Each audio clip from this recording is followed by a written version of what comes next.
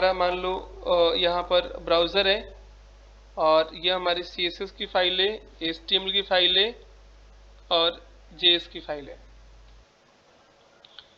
इस ब्राउज़र के ऊपर अगर इस फाइल को हम रन करेंगे, अगर मान लो हमारे जो JS के फाइल है, हम डायरेक्टली क्या करते हैं, ब्राउज़र के ऊपर रन कर देते हैं। जैसे हम HTML की फाइल है भी डायरेक्टली क्या करते हैं, फाइल बनाते हैं, रन करते हैं। CSS की फाइल है क्या करते हैं, बनाते हैं और रन कर देते हैं। तो ये ब्राउज़र कैसे समझता है कि नहीं आपने यही चीज़ लिख रहे हो? क्योंकि इनके पीछे यहाँ पर क्या दिया गया है, यहाँ पर इनका कंपाइलर दिया गया है, इनका भी कंपाइलर है, इनका भी क्या है, यहाँ पर कंपाइलर है। इसको हम बोलते हैं कि हमारा CSS का कंपाइलर है। CSS का कंपाइलर का मतलब CSS फाइल क्या करते हैं, यहाँ पर रन करता है, इसको कंपाइल करता है और फिर ब्राउज़र को क्या करता है, ये ट्रांसफ़र करता है, जिसको हम यहाँ पर बोलते हैं मिडिलवेयर। ये क्या एक तरह का मिडिलवेयर है, बीच का पार्ट है।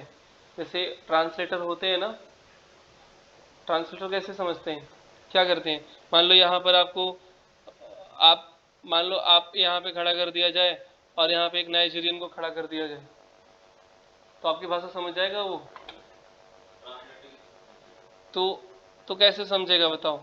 ये भी एक ऑब्जेक्ट है, ये भी एक ऑब्जेक्ट है।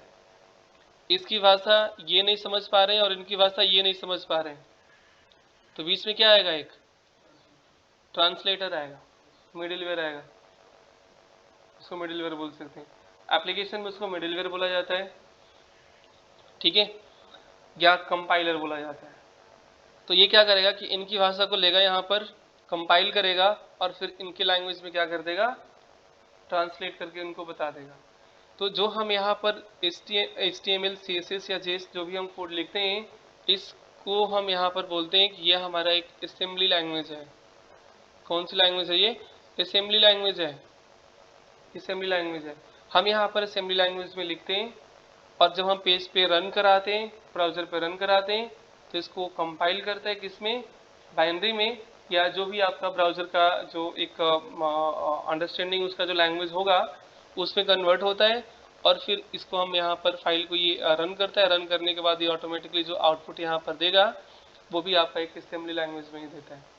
तभी हम यहाँ पर लिखते हैं रेड, तो यहाँ पे क्या दिखता है, रेड दिखता है, क्योंकि हमने भी यहाँ पे असेंबली लैंग्वेज यूज़ करते हैं और आउटपुट जो देता है वो क्या करता है, असेंबली लैंग्वेज में करता है, और बीच में जो सिस्टम यूज़ करता है वो आपके बाइनरी कोड में यूज़ करता है। समझ में आया? तो बीच में क्या लगा, यहाँ पे ट्रांसलेटर लगा हुआ है, कंपाइलर लगा हुआ है। ऐसे जो JS के भी कंपाइलर है, यहाँ पे JS की फाइलें हम बनाएंगे तो JS की फाइल भी क्या करेगा, यहाँ पे कंपाइल होगा, और उस कंपाइलर का नाम है V8 इंजन। JS के इस V8 इंजन जो दिया गया है, ये क्या करता है, कोड को कंपाइल करता है और कंपाइल करने के बाद ब्राउज़र को क्या कर देगा, वो कोड ट्रांसफ़र कर देगा और ब्राउज़र उसको रीड करेगा कोड को मशीन लैंग्वेज में जो दिया गया है, और उसके बाद क्या करेगा, असेंबल करके क्लाइंट साइड पे उसको डिस्प्ले कर देगा। तो प्रोसीजर ये होता है। अब अगर मान लो कि ऐसा कोई लैंग्वेज होता है जिसका कंपाइलर ब्राउज़र के पास नहीं है, क्योंकि ब्राउज़र को हम क्या बोलते हैं, इंजन बोलते हैं, और उस इंजन के अंदर वो सारे कंपाइलर होते हैं जो ब्राउज़र के ऊपर चलते हैं लैंग्वेज। अब हम यहाँ पर C++ के कोड को कंपाइल क्यों नहीं करते हैं, यहाँ पे हम जावा के कोड कंपाइल क्यों नहीं करते यहाँ पे, क्योंकि जावा के कंपाइलर यहाँ पे ब्राउज़र के अंदर नहीं है, सी के कंपाइलर यहाँ पे ब्राउज़र के अंदर नहीं है, सी के अलग से अपना इंस्टेंस बनाए गए हैं कंपाइल करने के लिए, ठीक है। तो अगर हमारा ऐसा कोई लैंग्वेज जो ब्राउज़र के ऊपर आके कंपाइल होता है, उसको हम जनरली स्क्रिप्टिंग लैंग्वेज बोलते हैं, क्योंकि स्क्रिप्ट इस लाइब्रेरी के अंदर लिखा गया है, वो कंपाइलर के अंदर लिखा गया है। समझा? तो ये हमारा स्क्रिप्टेड है, क्योंकि ये सारी चीज़ें यहाँ पर VS कोड V8 जो इंजन दिया गया है, कंपाइलर दिया गया है, इस कंपाइलर के अंदर लिखा गया है। V8 इंजन जो दिया गया है, बेसिकली इस कोड को बोला जाता है, जो लाइब्रेरी है इनकी जो कंपाइल करती है, इनको बोला जाता है वनीला जावास्क्रिप्ट, मतलब कोर कॉन्सेप्ट है बिल्कुल ही, ठीक है। हम जो यहाँ पे लिखते हैं वो हमारा बिल्कुल कोर कॉन्सेप्ट होता है, और इसको यहाँ पे कन्वर्ट करेगा और कन्वर्ट करके के बाद यहाँ पे ट्रांसफ़र करेगा। ये जो V8 इंजन दिया गया है वो क्रोम के अंदर दिया गया है। इस कंपाइलर का जो नाम है V8 इंजन, सिर्फ क्रोम के अंदर है।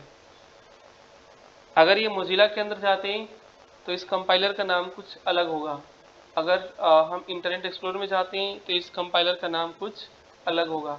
तो हर एक ब्राउज़र के अंदर इस कंपाइलर इंक्लूड तो है, बट सबका नाम क्या है, अलग अलग है। सब में चलेगा, बिल्कुल चलेगा, क्योंकि सब में कंपाइलर दिए गए हैं, बट नाम उनका अलग अलग हो सकता है। जैसे मान लो हम यहाँ पर क्या करते हैं, मार्केट में कहते हैं भैया हमारे पास 2 व्हीलर है या 4 व्हीलर है। अब कंपनी तो बहुत सारी है बनाने वाली। अब वही चीज़ें अगर होंडा वाला बनाते हैं तो भी 2 व्हीलर ही होता है, उससे भी ब्रेक होगा, उससे भी आपके टू व्हील होंगे, उससे भी लाइट होगा, उसमें भी सब कुछ होगा। वहीं आपका किसी और कंपनी बनाता है तो उससे भी वही चीज़ें होगा, क्योंकि वो कॉमन फीचर है। नेम अलग अलग हो सकता है, उसका मॉडल अलग होगा, उसका मॉडल अलग होगा।